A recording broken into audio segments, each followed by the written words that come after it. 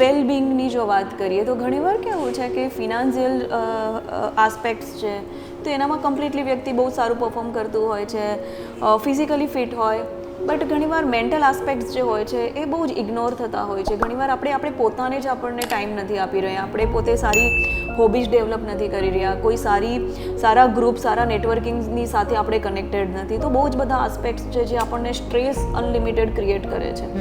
અને ઇમોશન્સને આપણે બહુ જ પોઝિટિવલી કન્ડક્ટ કરીએ. જો ઇમોશન્સની સાથે આપણે જો પાવર ઇન્ફ્યુઝ કરીશું તો definitely it will be very fruitful for yourself, for your organisations.